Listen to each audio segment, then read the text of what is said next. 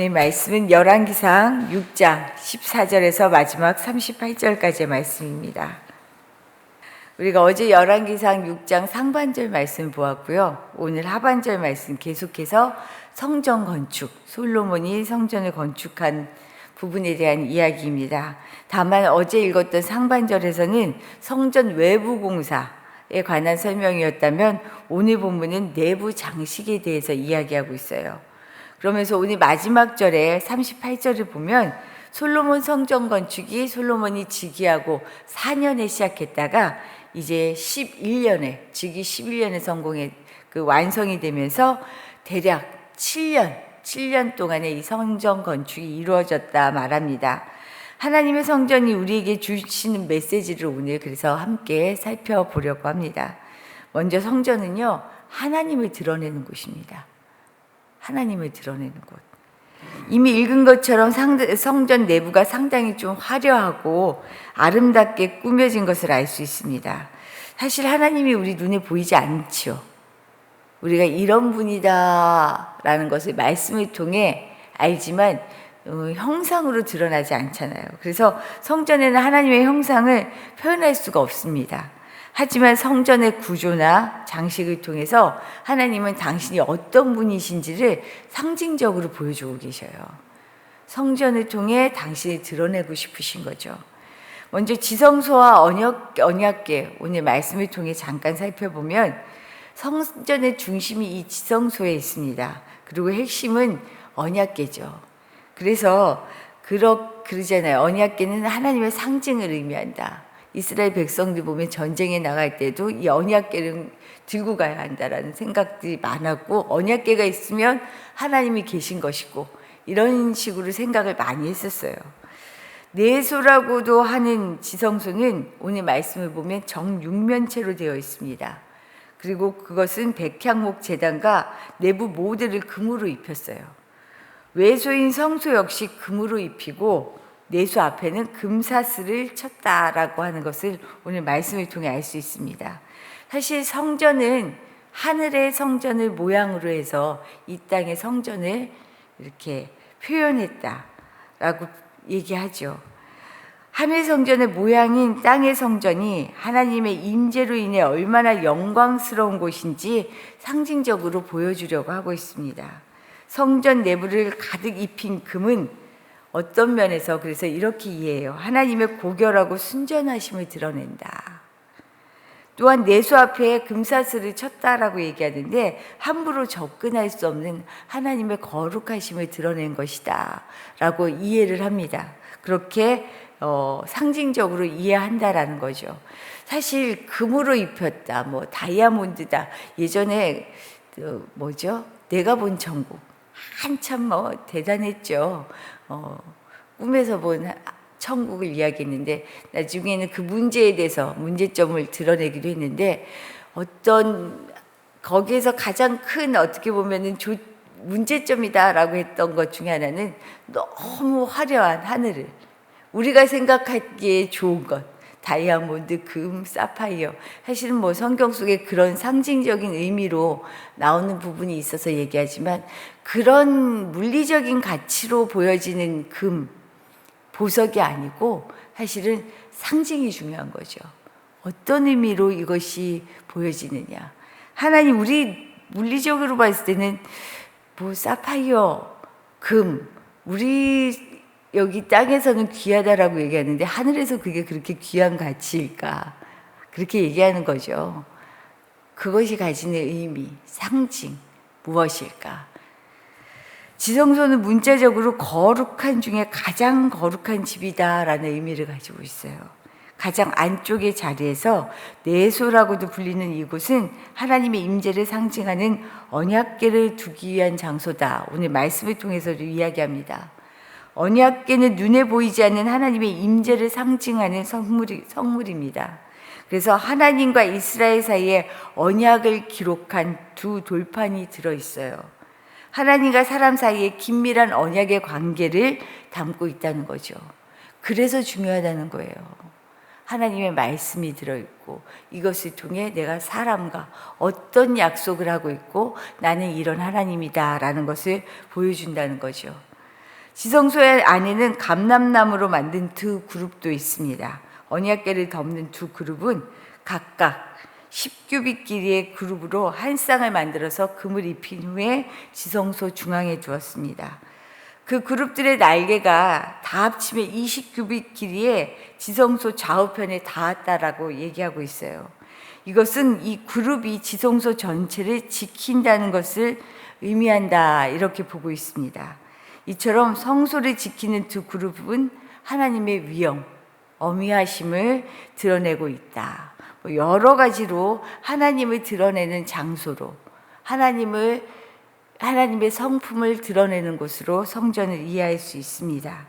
결국 중요한 것은 뭐냐면요, 하나님은 보이지 않아도 성전을 보면 하나님이 어떤 분이신지를 알 수 있게 하셨다라는 거예요. 우리가 지금 성전의 구조를 이야기하고 간단하지만 성전이 이런 의미로 상징적으로 하나님을 드러내라고 이야기를 길게 했는데 더 중요한 얘기가 여기에 나와요. 그렇다면 지금 이 시대에 하나님을 드러내는 성전은 무엇일까? 무엇일까요? 우리예요, 우리. 우리의 몸이 거룩한 성전이라고 얘기하셨죠. 우리 교회가 그래서 사람이 교회되는 함께하는 교회다라는 비전을 갖고 있잖아요. 그러면 성전된 우리가 이제는 어떻게 해요? 하나님을 드러낼 차례다라는 거죠. 이것은 우리끼리 하는 얘기가 아니고요, 이미 말씀을 통해 얘기하고 있어요. 고린도전서 3장 16절 말씀을 제가 한번 읽어드릴게요. 너희는 너희가 하나님의 성전인 것과 하나님의 성령이 너희 안에 계신 것을 알지 못하느냐. 너희가 하나님의 성전이야, 이미 얘기하셨어요. 그러니 이제 누가 하나님을 드러내요? 우리예요. 우리를 통해 하나님이 드러난다는 거죠. 교회를 통해 하나님이 드러난다는 거예요. 그래서 교회가 교회되지 않으면, 교회되지 못하면 어떻게 해요? 하나님이 제대로 드러나지 못하는 거예요. 사람들이 왜, 참 부끄러운 얘기인데, 개독이라고 얘기해요. 지금 사람들 눈에 세상에 교회가 하나님을 그렇게 왜곡되게 드러내고 있다는 거예요. 그리스도인이 왜곡되게 하나님을 드러내고 있다는 거예요. 이거 어마어마한 일이잖아요. 이전에 하나님이 성전을 통해 당신을 드러내셨다면 이제 성전된 우리가 하나님을 드러내는 것임을 기억해야 합니다. 우리의 성품을 통해, 우리의 말과 행동을 통해 주님이 드러나고 있어요. 이것이 교회에 대한 우리의 삶임을 기억해야 합니다. 우리의 몸이 성전되었다라는 것은 나 한 개인을 얘기하는 것이 아니에요. 하나님은 끊임없이 우리를 통해, 교회를 통해 당신이 드러나기를 원하십니다. 그런데 잘 알고 있겠지만 성전이라고 다 성전이 아니에요. 예수님께서 기도하는 아버지의 집을 강도의 구렬로 만들었다고 성전에서 상을 쥐었고 장사치들을 내쫓으셨던 거 기억하시죠? 그렇다면 어떻게 해야 우리가 본래의 성전으로 하나님을 잘 드러내며 살 수 있을까? 이것이 중요하죠. 두 번째 말씀입니다. 하나님의 말씀대로 살 때 우리의 삶이 성전됩니다. 아무리 지혜로운 솔로몬이라도요, 자기가 원하는 대로 성전을 짓지 않았어요. 어제도 말씀드렸지만 하나님이 다윗을 통해 알려주신 설계와 식양대로 지었습니다. 이것이 역대상 28장 11절에 나오는데 제가 한번 읽어드릴게요. 다윗이 성전의 복도와 그 집들과 그 곡간과 다락과 골방과 속죄소의 설계도를 그의 아들 솔로몬에게 주고, 하나님께 받은 설계도를요, 자세한 설계도를 아들에게 주었어요. 왜요? 하나님이 너가 성전 지을 수 없어. 성전은 네 뒤를 이을 내 아들, 그가 지을 거야. 그래서 그에게 하나님께 받은 것을 그대로 줍니다. 그런데 그 아버지 그 아들이었어요. 솔로몬이 진짜 그 받은 설계도대로 성전을 지은 거예요. 오늘 읽은 마지막 절 말씀 6장 38절입니다. 열왕기상. 우리 같이 한번 읽어볼게요. 11째의 불월 곧 8째 달에 그 설계와 식양대로 성전 건축이 다 끝났으니 솔로몬이 7년 동안 성전을 건축하였더라. 이 말씀의 포인트가 뭐예요?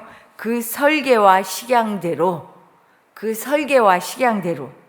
아무리 화려하고 멋들어진 삶을 산다 해도요, 하나님의 말씀대로 하지 않으면 그 삶은 성전이 될 수 없습니다. 하나님이 뒤집어 엎으시잖아요. 내가 무너뜨린다라고 얘기하시잖아요. 다시 지어야 돼. 그리고 다시 4일 만에 내가 지을 거야. 하나님의 성전다우려면 우리의 삶을 하나님의 말씀대로 세워가야 합니다. 또한 여기서 주목할 한 가지가요, 우리는 세워진 사람이 아니라 세워지는 사람이라는 거예요. 내가 한 번 예수 믿었다고 끝이 아니에요. 예수로 세워지는 사람이죠. 그래서 에베소서 2장 21절에서 22절 말씀을 통해 이렇게 이야기합니다. 그의 안에서 건물마다 서로 연결하여 주 안에서 성전이 되어가고 너희도 성령 안에서 하나님이 거하실 처소가 되기 위하여 그리스도 예수 안에서 함께 지어져 가느니라. 날마다 우리가 교회로 세워지는 사람, 교회 되어지는 사람.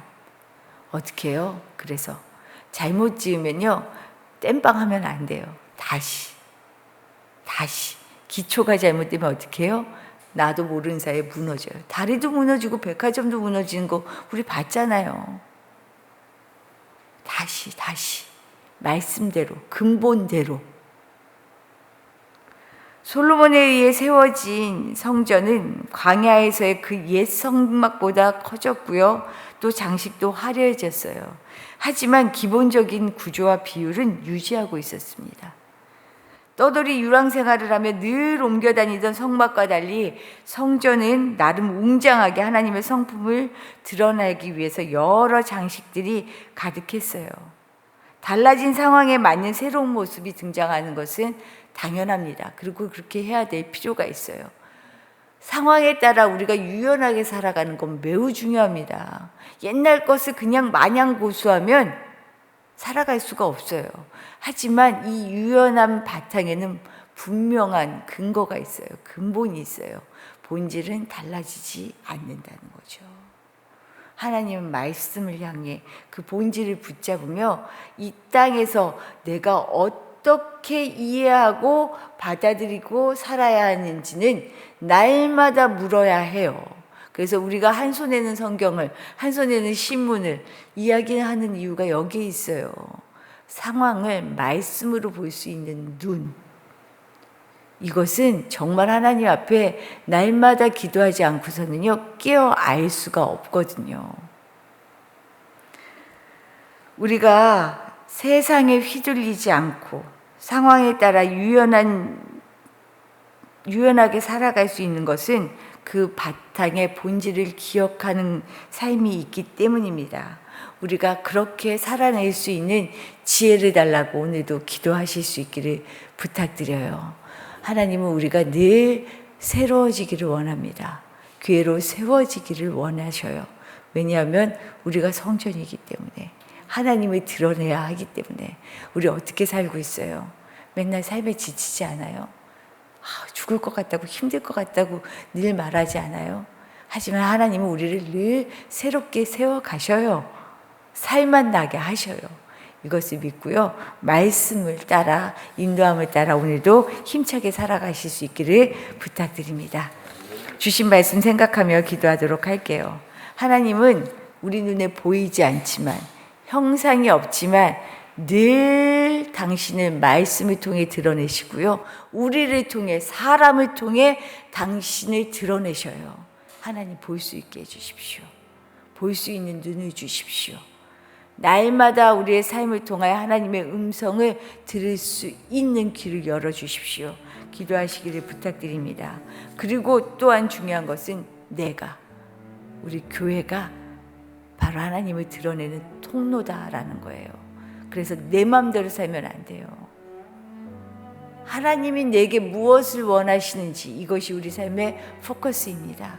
오늘도 내 삶 속에서 하나님이 주장하시고 하나님이 드러날 수 있게 해달라고 기도하시기를 부탁드립니다. 더불어 오늘은 우리 교회를 위해 기도하는 날입니다. 어떻게 기도해야 하는지 아시겠죠? 우리 교회는요, 겉모양이 중요하지 않습니다. 정말 교회에서 하나님의 뜻과 사랑과 마음이 드러나는 이 일, 이것이 우리 여기 혁신도시 가운데, 원주 가운데, 이 땅 가운데 퍼져나갈 수 있는 정말 하나님 교회 모델이 되는 교회가 되게 해주십시오. 기도해 주시기를 부탁드립니다. 기도드리겠습니다.